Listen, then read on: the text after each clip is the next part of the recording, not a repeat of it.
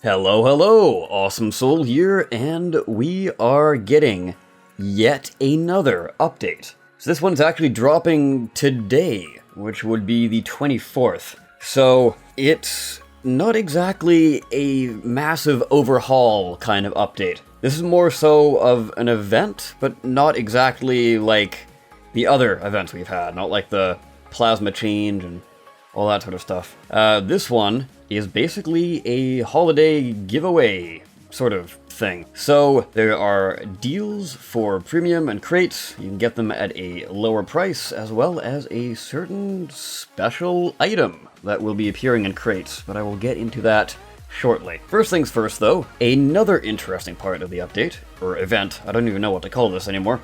The double XP weekend is happening. So from November 24th to Thursday the 29th, everybody will be receiving double XP for their efforts. So this not only means you will level up faster and therefore get more crates quickly, but you will also get more XP for your clan. So therefore you will get more money at the end of the season for everyone. So this doubles it for regular players, and if you have premium, you will be doubled again. So essentially, you have 4 times the XP gain, which is pretty crazy. So that kind of plays into the next part, the whole Black Friday to Cyber Monday digital deals that they have going on. And this means that there is 25% off the cost of premium membership and salvage crate bundles. So if you have been thinking about getting the lifetime premium, I believe off the top of my head, I think it's around $37 now as opposed to $45, I think. I remember somebody posted that somewhere. I'm not actually doing the math myself. If I'm wrong,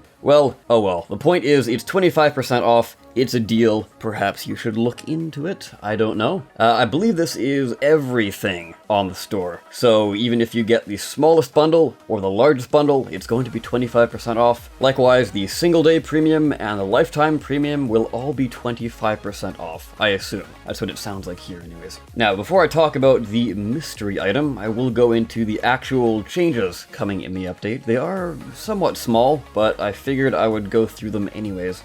So we have some changes to the CRF coming. Interestingly, they say here to help get prepared for their multi-language localization update, which I kind of forgot about. It sort of fell off the radar, but good to know that it is actually still coming. They are removing the full forge cost option. So you can no longer buy robots for the full forge cost, you can only buy them for the inventory forge cost. Now, I can understand why they're doing this, again, for the whole multi-language thing, and the fact that I assume most people only buy with the whole inventory forge cost, and not actually the full forge cost. I guess really the only people that would buy at full forge cost are YouTubers who do robot reviews, like myself. I would like to actually be able to give people a full cost, although they still only get a certain percentage of it. But regardless, I would like to pay as much as I can and give them some money as a little congratulations for being selected, I guess. But now I can no longer do that. So that's a little unfortunate, but at the very least, hopefully whenever I get back into doing robot reviews, then at least they will get some publicity and people might check their bot out. I don't know. But yeah, in the end, the full forge cost isn't exactly needed. So now it's just a little number and it will automatically be the inventory forge cost, without that little text line that normally says inventory forge cost. We have some bug fixes as well. So the first of the, I guess, 5 here, an issue relating to the Robocraft client randomly displaying the incorrect resolution when booting up has been fixed. I've never had that problem, but apparently it's a thing, so glad it's fixed. Fixed a bug in the CRF, which displayed robots at 4 billion robit cost. I think I have seen that, actually. I've seen screenshots of it, and it's a little ridiculous, so I'm glad that's fixed. Clan lists are now sorted correctly. I think I have also seen screenshots of this from members in Soul Squad. Using a ghost module and a headlight on normal or lower quality setting now does not stop you from using your loadout. That's a very odd bug. Glad that's fixed. I didn't know that was a thing. That would have been really annoying, huh? Anyways, the last bug fix they have is fixed an issue with hotkeys not working for Mac or Linux users when logging in or returning to the edit mode from the test mode. The last thing we have is the, quote, other changes that they have here. So these are, I guess, actual main gameplay features that they're, or buffs and nerfs rather, that are adding to the game. So a 20% energy cost increase to the Blink module. So I guess that's okay. I never really had that big of a problem with Blink users, to be honest. So I don't really know why. And also a 20% increase to the Ghost module power cost as well. So this one, again, I don't really know why they're doing it, because this is basically the final nail in the coffin for the Daybreaker. Unfortunately, it's just got way too much CPU, and using the Ghost module, it's just not that good, unfortunately. It's not as fast as it used to be. It's still fairly fast, but it's not super fast. So I might have to remove the Ghost module on it, just to keep the CPU down, because it was meant as like a stealth mech. But now, I can't exactly do that, because it's sitting at 1,750, and at that range, you don't have a lot of power to work with. So I could remove the ions, but that completely ruins the aesthetic of it, or I could remove the Ghost module, which completely removes the purpose of it. So I think I might just keep it around as a legacy build, and just move on to greener pastures. Maybe come back to it in a few updates when things have changed. Maybe it will become viable again, who knows. But such as Robocraft, certain bots become unviable. Oh well, it's fine.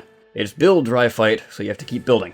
The last change is actually a pretty good one, because I recently watched Hollywood Scotty's unboxing video of the 300 crates, and he didn't really get too many legendaries. So now, starting on Thursday, all crate bundles of 25 and above are guaranteed to contain at least one legendary item. So that is really good, because if I remember correctly, he didn't actually get a legendary until, like, 70 odd crates in? That was a little ridiculous. You know, you're paying good money for this, so you would expect people to actually get some value out of it. So hopefully this will actually make it a bit more worthwhile to spend money on it. Now, the last thing. This is something I actually wasn't really expecting to make a return. The whole wrapped mystery gift thing. They have done this once before, and it was actually the speedometer and altimeter. But the present they actually gave you was the speedometer. How they did it before was they just sent out a code, and you typed in the code, and then everybody would get this one wrapped present. So if you take a look at the screen now, you will see what the old present looked like. Now keep in mind, this didn't really look like the altimeter. People were saying that it was a spoiler, as in, you know, like a racing car spoiler, but it was a little bit too small for that. So when you look at this new present, keep in mind that the shape you see the present in might not be exactly what the item that comes out of it is going to look like, because the shape of the last present and the shape of the speedometer are slightly different. Basically, it's not form-fitting, is what I'm trying to get at. So there are actually two presents this time around, a smaller orange one and a slightly larger blue one. At the time of me making this video, I don't actually have access to them in-game. I'm making this video before the update. So, for one, I don't know what rarity level they are. Are they both the same rarity or are they different? 2, how big are they? And 3, where exactly are they sitting in your inventory? So the last item, the old present, did actually sit in the cosmetic section, if I remember correctly. And when you unwrapped it, it stayed in the cosmetic section because obviously it was a cosmetic. Mind you, a very, very useful cosmetic, but a cosmetic nonetheless. These ones, however, I honestly have no clue what they could be. If I had more clues, as you know, the 3 things I stated before, I could actually make an informed guess. The only thing I can think of would be the googly eyes that Rick has actually hinted at in the past. I'm okay with that, I guess. Although it could be something else, something a bit more interesting. That's not to say that googly eyes aren't interesting, because having, like, dynamically animated parts would be pretty cool. And I guess it could start like a snowball effect. Pardon the pun, because, you know, it's a Christmas present and snowballs and... anyways. I'm hilarious, I'm well aware. Anyways, the point I'm trying to get at here is if they are in fact googly eyes, and they are sort of dynamically animated, i.e. when your bot shakes, the eyes shake, it could open the door to more dynamically animated cosmetics in the future, which I would be all for. Maybe some sort of, like, gears that kind of move when your bot goes forward? That would be really nice to see. Now, I should actually say how you get these items. So they actually come from crates, and they do confirm that you will get a chance of receiving one of 2 mystery presents. So does that mean you can only get 1 per crate? Or is it completely random? So the more crates you open, the better chance of finding presents, and protonium crates have the highest likelihood of containing them, they say here. So these presents will remain wrapped until January the 5th, which is a far ways off. And I think this is actually what they did last time. It wasn't on Christmas that they opened them. They saved it for a little after Christmas. Now, I don't really know why. Actually, on second thought, I guess they would have holidays themselves, so they wouldn't really be in the office on Christmas. So in case something goes horribly, horribly wrong, they can fix it on January. But yes, if you guys would like to speculate on what exactly these things are, or if you have actually played the update, you can come back to this video and give your thoughts on it then, once we actually know how big they are and what section they're in and rarity and all that jazz. So all in all, it's a fairly small update, but it wasn't really billed to be a big one. This is more of an event, sort of. Basically, if you have the time to play, I would definitely recommend playing as much as you can to get that sweet, sweet double XP. Not only that, you can get things on the cheap, and therefore level up even faster, assuming you have some money to spend. Plus, on top of that, we have the mystery gift thing. Oh, I should mention that you can actually sell them if you'd rather not wait for the update. They don't really say what sell price they're going to be, but again, we'll have to wait and see for that. So, let me know down below what you guys think of those 20% energy cost increases, among other things in the update. I personally think they were a little unnecessary, but maybe that's just me thinking of a very specific bot I have. I don't know.